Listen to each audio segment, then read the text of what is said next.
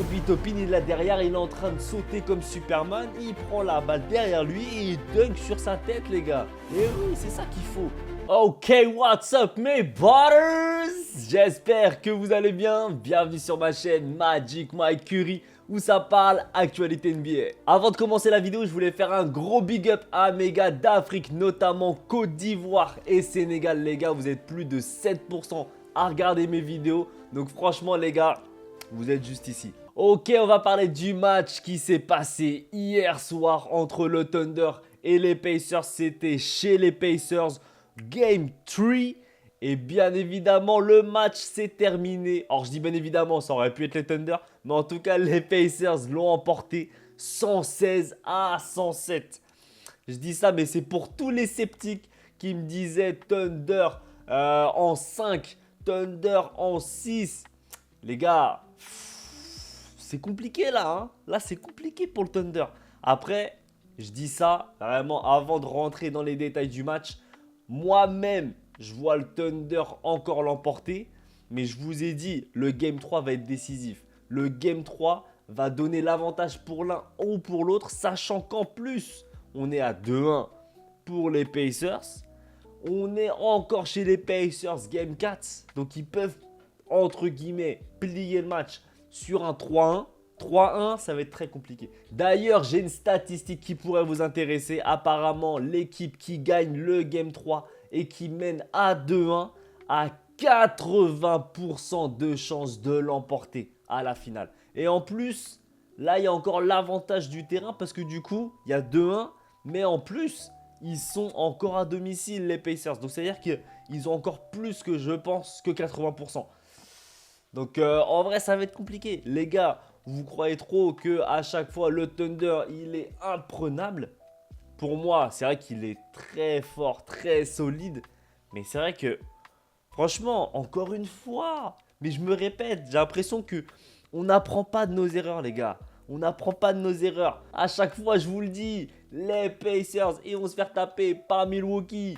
Les Pacers, ils vont se faire taper par Cleveland. Les Pacers, ils vont se faire taper par New York.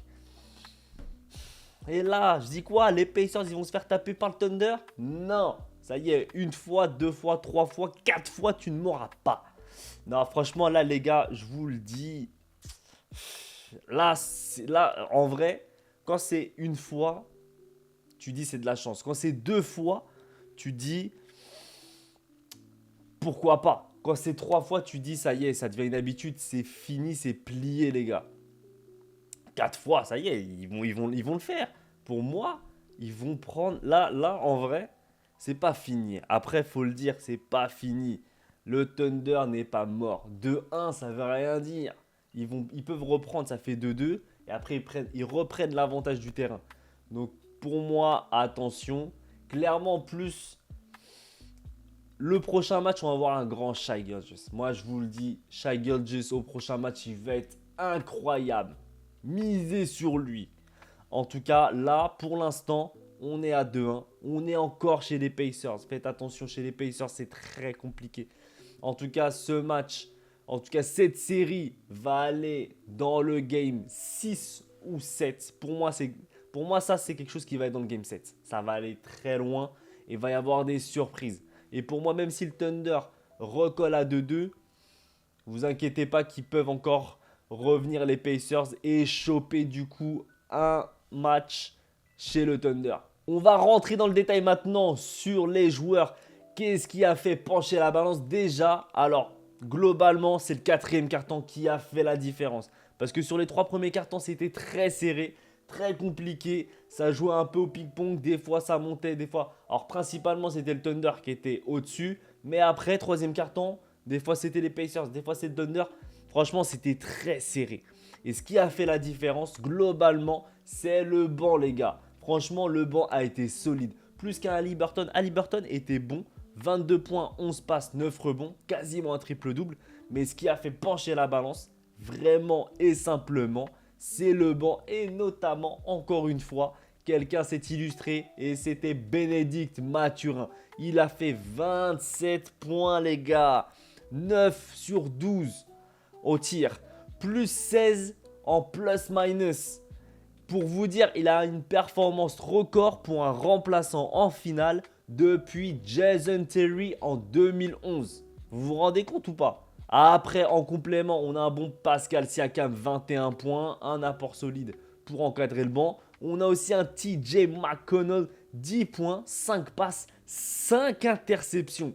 Et les 5 interceptions sont très importantes, surtout en finale. Tu le sais. Là, franchement, ils avaient tout. Ils avaient le banc, ils avaient l'effectif. Siakam, il n'a pas fait. Alors, on pensait tous que Siakam allait faire 30 points de moyenne, au moins 30 ou plus. Il a fait 21 points. C'est déjà très bien. Surtout qu'il a été très important et très clutch sur la fin de match. Tyrese Haliburton, 22 points, 11 passes, 9 rebonds, triple-double. C'est ce qu'on attend de lui, voire même là, il a dépassé les attentes. Bénédicte Mathurin, 27 points. Et tu as un TJ McConnell, 10 points. Les gars, c'est le match parfait. Et en plus, quand tu vois Kobe Toppin agressif dans certaines, dans certaines séquences où tu le vois, il est au rebond, il est derrière Lou Dort. Lou Dort doit prendre la balle. Boum. Et bah oui, Obi Toppin, il est là derrière, il est en train de sauter comme Superman. Il prend la balle derrière lui et il dunk sur sa tête, les gars. Et oui, c'est ça qu'il faut. Et c'est ça qui fait la différence. Et franchement, moi, ce que j'aime beaucoup dans cette équipe des Pacers, même si je ne suis pas un fan des Pacers, pour moi, ce que j'aime beaucoup, c'est qu'en fait, ils sont complémentaires et en fait, ils sont tous galvanisés, ils sont tous en fait unis. C'est une équipe. Même si, je dis pas, hein, le Thunder, c'est pareil. Quand tu vois Caruso, quand tu vois Hartenstein, Chet Holmgren, Jalen Williams, même Cason Wallace, etc. Tous ces gars-là, franchement, ils apportent. En fait, c'est ça qui est compliqué, c'est que les deux sont assez similaires. Il n'y a pas une ou deux superstars qui tiennent la baraque, type Giannis et Chris Middleton, ou LeBron AD, ou Curry Clay. Voilà, là, vraiment, c'est toute l'équipe. Et c'est bizarre à dire, mais tu vois, c'est ça qui marche. En fait, on a deux équipes similaires qui sont très bons, qui sont complètes. Il n'y a pas un bon et un moins bon. Ils sont tous bons. Après, Haliburton et Siakam sont un chouïa meilleur, voire même un gros chouïa meilleur que les autres. Mais en tout cas, voilà, il n'y a pas une grosse diff. Tu te dis pas, Nembhard, il pue la merde par rapport je sais pas, à Nesmith ou par rapport à Obi Toppin ou autre. Tu te dis, voilà, ils s'équivaut tous. Des fois, Haliburton, il a un coup de moins bon. Et des fois, Nesmith, il est en train de claquer un match de fou. Donc franchement, c'est ça qui est ultra intéressant. Et par contre, à contrario, voilà, je tiens à faire aussi la parallèle. Et ça, c'est dommage. Vraiment, c'est dommage. Mais d'un côté, je peux comprendre. C'est les audiences. Les audiences télé sont catastrophiques. Apparemment, c'est l'une des pires finales de playoff NBA qui est le moins vue du coup de toute l'histoire de la NBA. Et ça, franchement, c'est dommage. Alors, je peux le comprendre si je dois l'analyser clairement. Je pense que ce n'est pas forcément face à l'intensité ou à l'enjeu du coup qu'il y a dans le match. Parce que clairement, il y a de l'enjeu, il y a de l'intensité, il y a du clutch. Et il y a franchement des revirements de situation. Donc franchement, la recette est bonne pour du coup attirer les gens qui sont intéressés par le NBA, par le basket. Mais en fait, clairement, on va pas se mentir. La NBA, et en tout cas, voilà, les matchs de playoff, ce qui intéresse, alors, je dirais le public de façon large, parce que les fans de NBA, clairement, ils regardent des matchs, ils kiffent, ils se régalent. Franchement, si tu n'es pas un fan de NBA, si tu es un fan de NBA, tu te régales sur ces matchs-là. Tu es obligé de te régaler, mon pote. Par contre, le grand public, ils ont envie d'avoir leur petite star, franchement, j'allais dire leur Stephen Curry, leur LeBron James, leur Kevin Durant, leur Giannis Antetokounmpo. Ils veulent des stars, des Jokic, voilà, un peu des têtes de série, des têtes d'affiche pour dire waouh, je suis choqué, c'est fou, c'est trop beau. Mais en fait, quand ils connaissent pas, Shai, il est encore naissant dans la hype. Il a une notoriété, mais pas assez. Haliburton, encore pire. Haliburton, même s'il était dans Team USA, il n'était pas forcément le joueur qu'on reconnaissait. Donc même un Jason Tatum, franchement, il est middle pour moi en termes de hype. Donc c'est pour ça que là, l'audience n'est pas assez bonne. Mais j'allais dire, on s'en fout. Pour les kiffeurs d'NBA, nous, on se régale. En tout cas, moi, je me régale. Ça me fait plaisir. C'est voilà, des matchs qui sont toujours intenses. Tu sais, et là, franchement, ce qui me fait plaisir, c'est que au début, je me suis dit, le Thunder va gagner haut la main. Et ben en fait, encore une fois, voilà, les Pacers ont l'âme d'un vainqueur, d'un gagnant. Et franchement, ils sont en train de défier toute concurrence, toute statistique. Et c'est ça qui me fait plaisir. Donc franchement, hâte de voir le Game 4, hâte de voir le Game 5 et voir même les autres games parce que clairement, ça ne va pas se terminer là. Mais en tout cas, voilà. Après, pour terminer, j'ai pas forcément parlé du Thunder, en tout cas de l'équipe du Thunder. C'est vrai que j'ai été beaucoup dithyrambique et j'ai donné un peu de hype aux Pacers, mais c'est le cas. Parce qu'en vrai, j'ai rien à redire vraiment au Thunder. Ils ont fait leur match. Clairement, quand tu vois Jalen Williams, 26 points. Shai, bon, 24 points et 4 passes. C'est clairement en dessous. Parce qu'en fait, c'est vrai que, bon, même si j'ai dit que tout le monde était complet, Shai, normalement, doit un peu plus s'exprimer. Mais des fois, voilà, il ne s'exprime pas. Mais l'équipe autour arrive à compenser. Chet Holmgren, 20 points, 10 rebonds. C'est ce qu'on lui demande. Donc franchement, beau gosse. Sauf qu'en fait, je pense que c'est la globalité. Et je pense que là, ce qui a pêché pour le Thunder, c'est effectivement l'agressivité. C'est ultra marquant quand tu vois Obi Toppin qui est en train de clairement faire caca sur Ludort. Il a posé sa pêche sur Ludort, les gars. Et franchement, c'est là où tu vois la différence. Ils sont trop attentistes. Ils sont pas assez agressifs. Là, les gars, c'est les finals de playoff. Ok, sur le papier, vous êtes meilleur en termes de talent brut par rapport aux Pacers. On va pas se le cacher.